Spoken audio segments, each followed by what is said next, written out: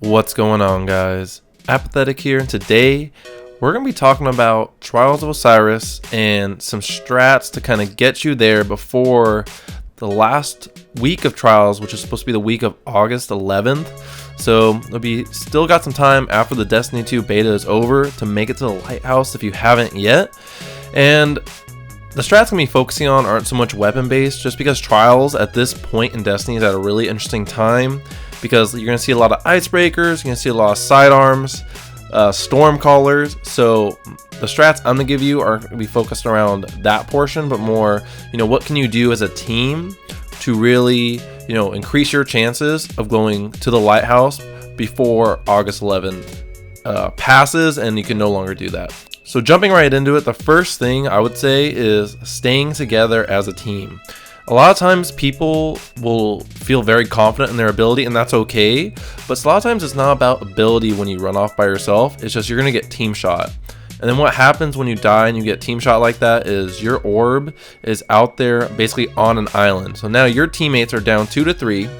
They have to get to your orb, which the other team has locked down, which is going to lead to my next point in a little bit, but the other team is just going to hold down the orb where you died. And now your team is at a disadvantage because they have to make the push to them. Another team has to just kind of play a waiting game, and they're up 3 to 2 at this point. So the best thing you can do is stick as a team shot as a team, and kind of watch each other's angles. So if I know my teammates are looking more towards the right, I'm going to look more to their 6, so behind them, or to their left where there's an open area. So I'm going to be watching, so specifically on Burning Shrine, the area where the little turning wheel is, if that's open, I'm going to be looking towards middle versus, looking the same way they are. So by staying as a team, you guys can kind of like cover all angles and make sure you're not going to get flanked.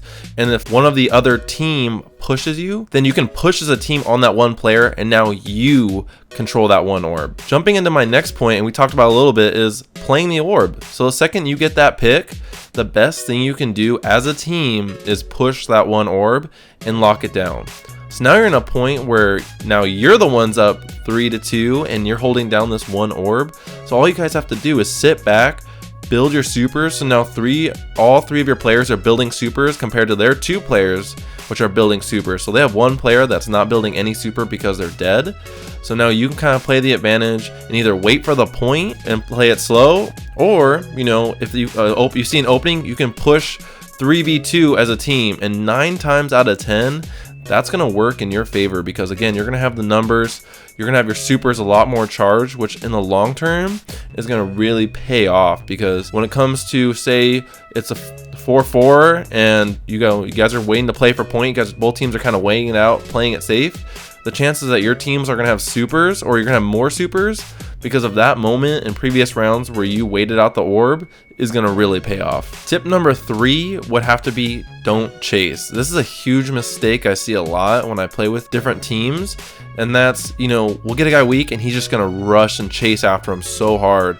And what ends up happening is he ends up getting baited by the other team. So the other guy's running back to his team, of course, calling out, and as he's calling out, the other team is going to clean up the guy that's chasing him. So now, again, we're in that same spot where we're at a disadvantage because our teammate's orb is with the other team, and now we have to push to them, or kind of wait till the point drops and cross our fingers, hope for the best, and hope we can win 2-3, which sometimes works out. But again, we're trying to put ourselves in the best place to succeed, if you will, so that we can have the best chance to win here. Number 4, and this is a big one, and that's switching it up.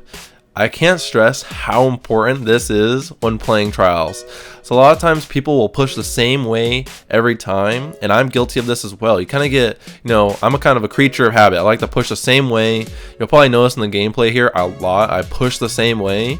And something I personally have worked really hard on when playing Trials is making sure that when it's not working, that we switch it up, or calling it out to your team saying, hey guys, they keep wiping us when we push this specific way, let's change it up, push a different way. And sometimes that can totally change the way a match has played. I've had it happen to me where a team pushed one way a couple times and we were up 2-0. All of a sudden they changed it up, and sometimes they end up winning that game. And that's what it does, is a team starts feeling like they're adapting to the way you're pushing. All of a sudden you change it up and now they're confused, they're scrambling, they weren't expecting you to push the way you did as a team. And so that's going to really throw off a team's kind of momentum that they've been gaining. And the last tip I have for you guys, and this is a big one as well, and that's patience.